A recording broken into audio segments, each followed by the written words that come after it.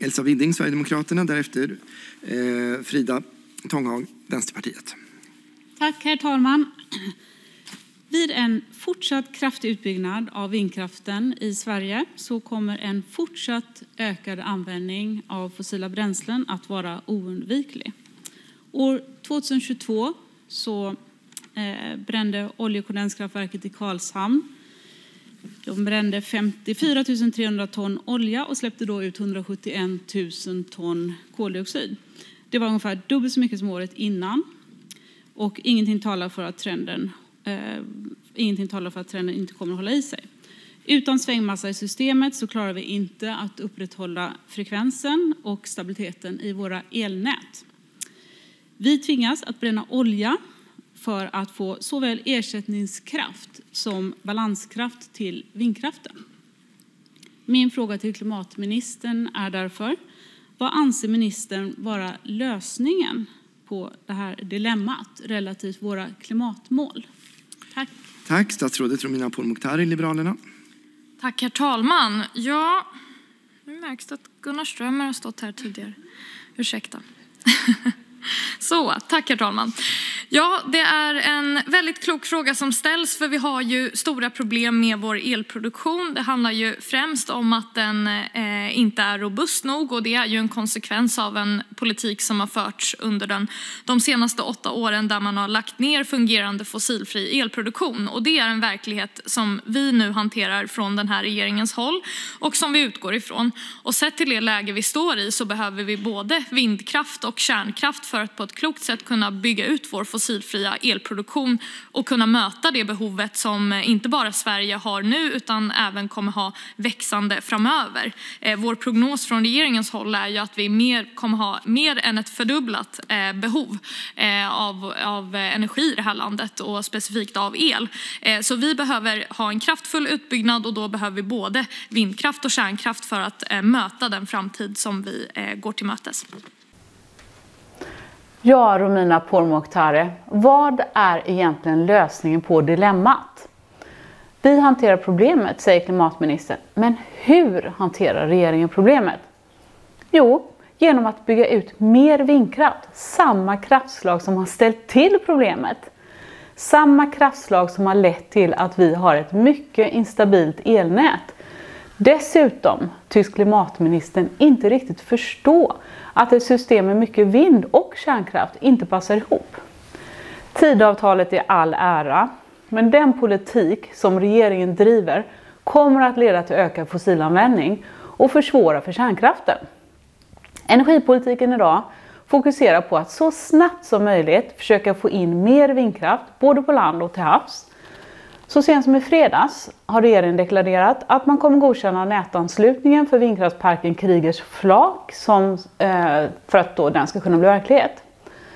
Första ansökan från Vattenfall för den här vindkraftsparken kom redan 2002 om jag minns rätt, och parken räknas stå klar 2028. Det är inte bara den svenska regeringen som nu vill skynda på tillståndsprocesserna. EU delar regeringens iver att så snabbt som möjligt få med vindkraft på plats. Man har därför kommit med en ny förordning som under 18 månader ska bidra till att underlätta, det vill säga göra det lättare att få tillstånd att bygga i Sverige. Jag hoppas verkligen att jag har missuppfattat det här. Idag har vi ju en miljölagstiftning som inte är så lätt att ta sig förbi. Frågan är hur den nya förordningen från EU står sig till exempel mot Natura 2000-lagstiftningen. Det är någonting som är väldigt viktigt att hålla ögonen på nu framöver. Länsstyrelserna ger nu rekommendationer till regeringen för de ansökningar som ligger på regeringens bord. Alltså de ligger inte bara där utan de är ivägskickade till länsstyrelserna som tittar på dem och som sen ska ge rekommendationer, om jag har fattat saken rätt. Jag kommer att prata väldigt mycket om energisystem och vindkraft framöver, men vill gärna börja med att ge en beskrivning av vad vindkraftsbyggen innebär rent konkret. De här bilderna visar alltså hur det kan te sig att bo i närheten av ett vindkraftverk.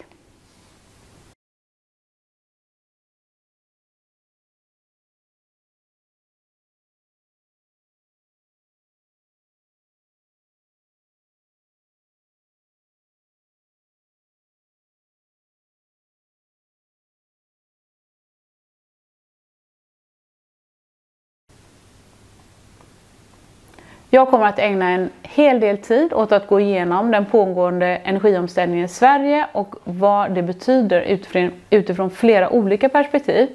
Mycket av den fakta som jag kommer att presentera återges också i min bok Sunt förnuft om energi och klimat, del 2, där professor Per Fahlén skriver om omställning av energisystemet, varför och till vad. Men innan jag går in på för mycket detaljer så vill jag gärna kommentera i klartext hur allvarligt läget håller på att bli i Sverige. Energisystemet körs längre och längre in i en återvändsgränd, skulle man kunna säga. Och det som irriterar mig en hel del vad gäller vindkraften, förutom det fruktansvärda att närboende till verken får sina liv förstörda utan att bli hörsammade, det är att man har mage att kalla dessa monsterinvesteringar för hållbara. De håller ju faktiskt inte ens speciellt länge och producerar bara el när det blåser. Kapacitetsfaktorn är runt 30% idag. Om vindkraftverket hade kört årets alla timmar så hade kapacitetsfaktorn varit 100%. Självklart går det åt en stor mängd material även vid byggnation av andra kraftslag. Men då är ju livslängden så mycket längre. Exempelvis kärnkraft kan köras en betydligt större del av årets timmar. Högre kapacitetsfaktor alltså. När vindkraftverken är klara att skrotas så kan kärnkraften gå ytterligare minst 40 år. Och bilden här visar hur mycket strategiska metaller som går åt per effektenhet. Och om vi istället tittar per energienhet så visar bilden ännu tydligare hur mycket mer strategiska metaller som de så kallade förnybara kraftslagen kräver per producerad kilowattimme. De flesta vindkraftverk är byggda med ungefär samma materialsammansättning. Den största delen, 80-90%, består av stål och järn. Det mesta av järnet och stålet finns i vindkraftverkets torn och därför spelar självklart då tornhöjden en stor roll för hur mycket stål och järn som används. Större verk producerar självklart sen då mer el. Enligt Energimyndigheten så går det åt 750 ton betong till fundamenten till stora landbaserade verk. Och jag har också sett betydligt högre siffror, till exempel Markbygdens park där Cementa anger att det går åt 1300 ton betong per verk. Hur som helst, det är väldigt mycket oavsett. Vattenfall de kommer också fram till att vindkraften släpper ut 4-5 gånger mer koldioxid per producerad kilowattimme än kärnkraft under sin livscykel. Och det här beror ju säkert då delvis på att det är en väldigt stor mycket betong och stål som går åt. Om man räknar med kablar och annan elinfrastruktur som behövs i vindkraftsparkerna så är materialåtgången utöver betongen 675 ton stål och järn för ett större vindkraftstorn. Och det här är alltså flera gånger mer än vid ett kärnkraftsbygge per producerad kilowattimme. Och hur är det med rotorbladen? Hur hållbara är de? De tillverkas av glasfiberkomposit. Enligt Energimyndigheten så går det åt 40,5 ton glasfibermaterial för rotorbladen och 18,9 ton plastmaterial per verk. Det blir ungefär 20 ton styck. Alltså 60 ton för 3 rotorblad till ett vindkraftsverk. Som när de är uttjänta ska begravas eftersom de ännu inte är återvinningsbara. De här gigantiska bladen påstås även innehålla bisfenol A, ett starkt hormonstörande ämne. Dessutom så släpper Sveriges 5000 vindkraftverk ut i runda slängar 250 ton mikroplaster varje år. Och det finns lite olika uppgifter på det, men jag tror att det är ungefär 250 ton. Rätta mig gärna om jag har fel. Och sen har vi neodym som är en sällsynt jordartsmetall som används till vindkraftverkets generator. Kina står för hela 97% av världsproduktionen idag. Det är en fruktansvärd miljöpåverkan när de här metallerna bryts.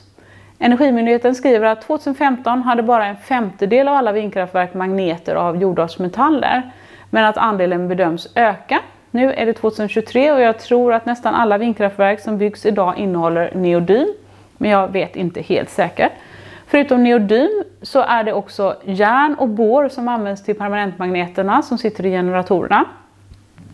Vid brytning och den kemiska separationen av neodym så uppkommer mycket giftiga avfallsprodukter. Dessutom så frigörs radioaktivt uran och torium som riskerar att hamna i grundvattnet efter bearbetning och som medför långvariga skador för miljön och människor. Saken blir inte bättre av att 40% av brytningen sker illegalt, vilket naturligtvis ger ännu större och en helt okontrollerad miljöpåverkan. Är det detta vi kallar hållbart? Kanske något miljöministern borde fundera över. Utöver väldigt mycket betong, stål, järn, glasfiber och plast innehåller varje vindkraftverk med kablar och infrastruktur inräknat 67 ton aluminium, 3,7 ton koppar och lika många ton elektronik. Inte återvinningsbart, men i narrativet kallar vi det gärna hållbart i alla fall. Sen kan man reflektera över all skövling av skog och alla vägar som måste byggas fram till vindkraftverken. Jag såg en siffra om 15 mil väg till 200 vindkraftverk. En etapp alltså i markbygden där det fullt utbyggt ska stå 1101 stora vindkraftverk. Vägarna måste vara 67 meter breda med cirka 10 meter skövlad skog på varje sida av vägen. Det ger en ledningsgata som är mellan 25 och 30 meter bred. Sen kräver varje vindkraftverk 5000 kvadratmeter röjd yta bara runt själva vindkraftverket. Snacka om industriprojekt mitt ute i naturen. Och var tog all diskussion om att inte skövla skog vägen? Vi har idag stora problem med stabiliteten i näten i Sverige. Det betyder att det är svårt att få elen dit vi vill ha den. Elområde 4 i söder anses idag vara det svagaste nätområdet inom hela EU. För att lösa stabilitetsproblemen i Sveriges elnät krävs mer planerbar el, framförallt i södra Sverige, inte mer vindkraft. Vi kan alltså välja på att bygga kolkraft, gaskraft, oljekraft, vattenkraft eller kärnkraft som alla är planerbara och förskaffade med stora synkrongeneratorer som går att ställa in på 50 Hz. De flesta av oss vill helst slippa se en utbyggnad av fossilkraft, även om det nu sker på många ställen i världen. Det är vad som går snabbast annars att bygga och kanske också det enda alternativet i ett land där politiker valt att montera ner fullt fungerande fossilfria anläggningar och där man inte verkar göra ett dugg för att vilja bygga upp dem igen. Ingen nämnd och ingen glömd. I både England och Tyskland förlitar man sig allt mer på kol. Vattenkraft går inte att få till i södra Sverige och då återstår ju bara kärnkraft för oss. Vi måste alltså satsa på en kraftfull och snabb utbyggnad för att rädda Sveriges elsystem och välfärd. Visst kan vi ha en del vind, men vi löser inte dagens problem med ett instabilt elnät med ännu mer vind än vad vi redan har. Det är också en stor risk med mer vind i systemet eftersom det kan bli svårt att få någon att vilja investera i baslast, det vill säga kärnkraft, som måste producera el cirka 80-90% av årets timmar för att bli lönsam. Om man har väldigt mycket vind i ett system så måste detta kombineras med ett lättreglerat kraftslag. Vattenkraft eller gas är faktiskt det som passar bäst. Och vill man bygga ut vindkraften så som regeringen planerar att göra så går det givetvis bra, men bara om man också kan acceptera en ökad fossilproduktion i form av exempelvis gasturbiner då i södra Sverige. Annars slår man undan fötterna på kärnkraften. Vi närmar oss nu ett läge som Kalifornien redan befinner sig i. Där har man så mycket väderberoende kraftproduktion att man måste förlita sig på reglerad bortkoppling av förbrukare enligt ett rullande schema. Det är faktiskt åt det hållet vi är på väg även i Sverige.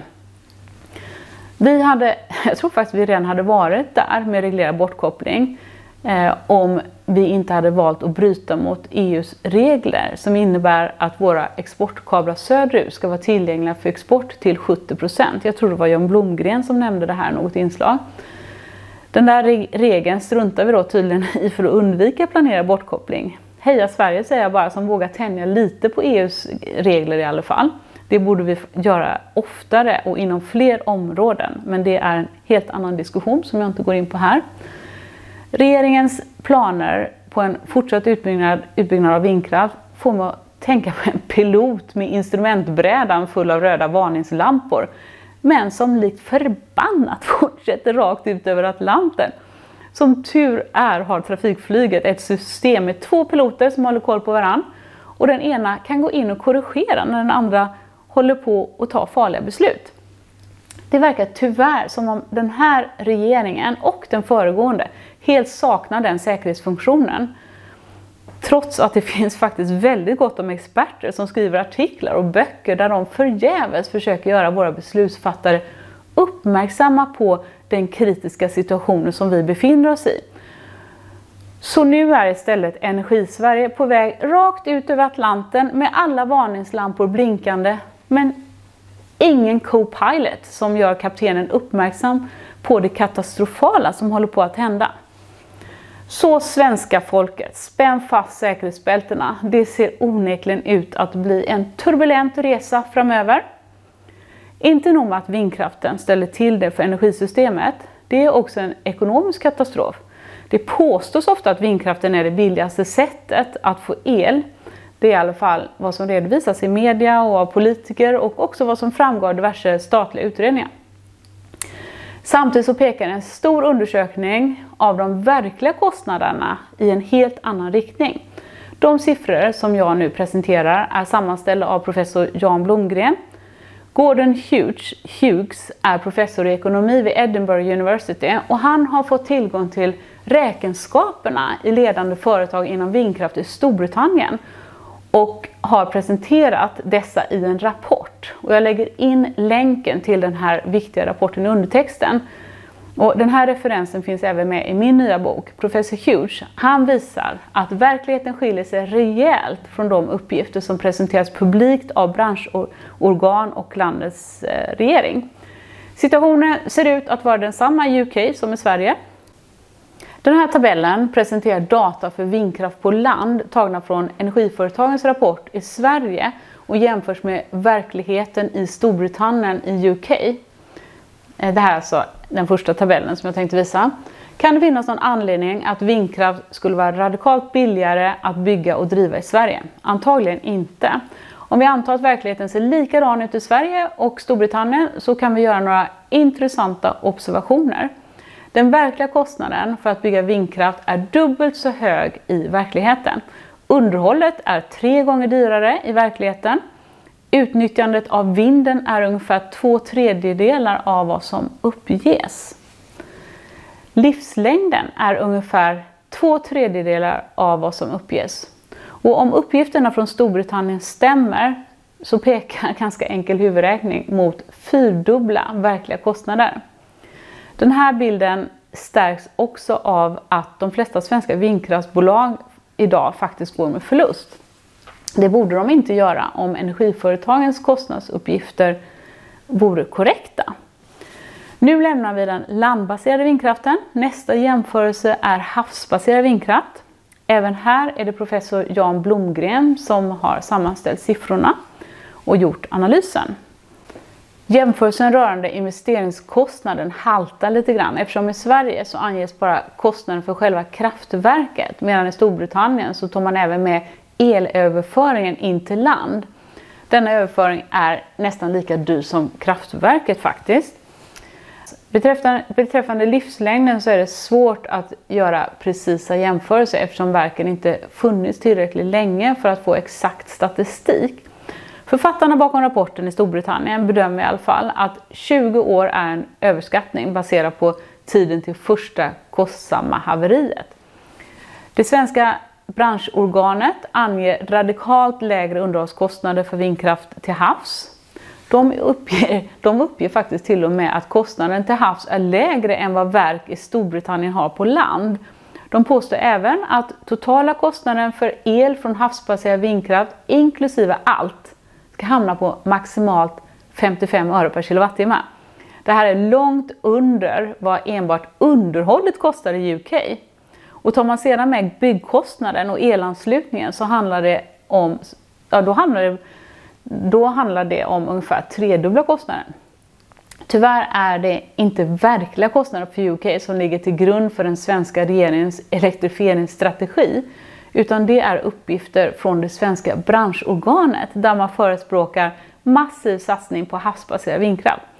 Första steget var att godkänna det statsägda Vattenfalls projekt Kriegers flak i södra Östersjön, och nu har man ju bestämt att också godkänna elanslutningen till land, vilket betyder att projektet kan förverkligas.